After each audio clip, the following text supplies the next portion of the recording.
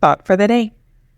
Your brain has one function: to do exactly what you've told it to do.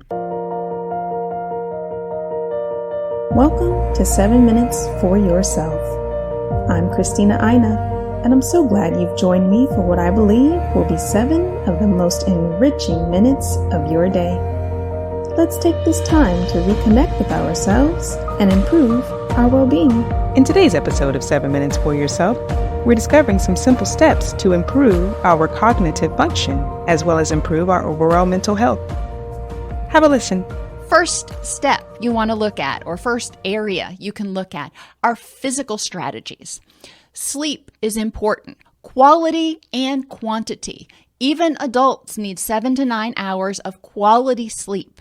That means sleeping through the night. That means controlling for any obstructive sleep apnea.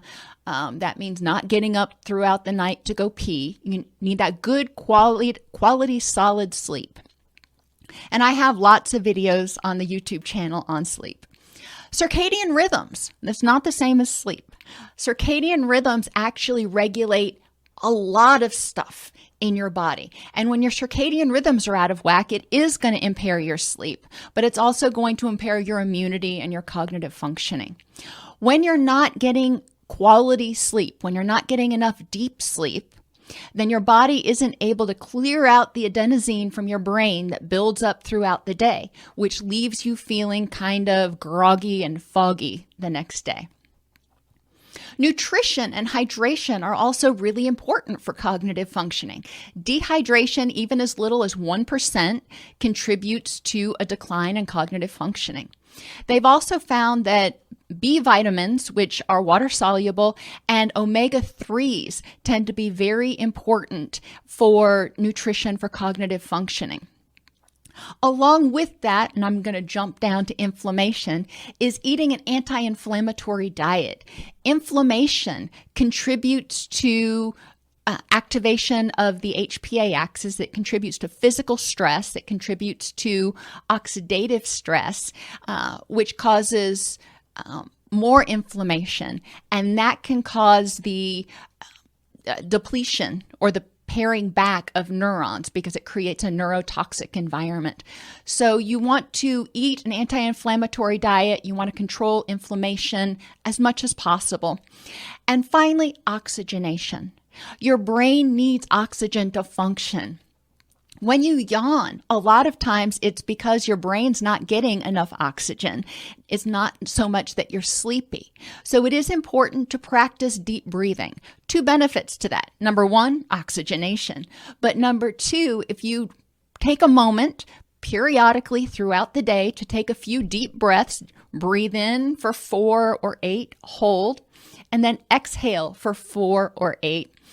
It slows your breathing and triggers the relaxation response, which slows down or counteracts the stress response. What's important to know is when your stress response system is activated, when that fight or flight system is activated because of emotional stress, cognitive stress, environmental stress, whatever kind of stress, you are in a fight or flight mode. That means you tend to have more tunnel vision. Your brain is not focused on focusing on anything except for getting safe and getting away from the threat. So if you need to concentrate, it's going to be more difficult when you are under stress, even chronic low-grade stress, when you're depressed, when you're anxious, when you're angry, or even when you've experienced trauma or grief. When you are in a dysphoric, as we say, frame of mind, that often indicates the HPA axis is activated, that threat response system is activated. So you're going to have more difficulty focusing on other things. Your memory's not going to be all that it could be because guess what? Your brain is focused on fight or flee. When we learn, we need to get the information into our brain. We need to get it in somehow. Then we need to conceptualize it, figure out kind of what does it mean to me. But in order to commit it to memory, in order to be able to really use it effectively, we have to care about it. Think about the stuff that you learned in high school or in college when you were cramming for a test. You didn't care about it. You just wanted to remember it long enough to pass the test, and then it was in one ear and out the other.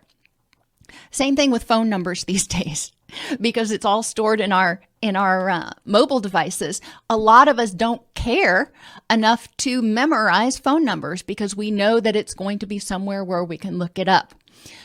In order to trigger those aspects of your brain that are engaged in committing things to long-term memory, you need to figure out why it matters. Why do you care about this? Why is it important to remember these things? So a journaling prompt before we go to the next slide. In the past, when you were able to think clearly and focus, more easily problem solve, what was different? That concludes today's episode of 7 Minutes for Yourself. Please take a moment to rate and review the show on Apple Podcasts. Today and every day with your kiddo is a gift. Enjoy it. Thanks for tuning in.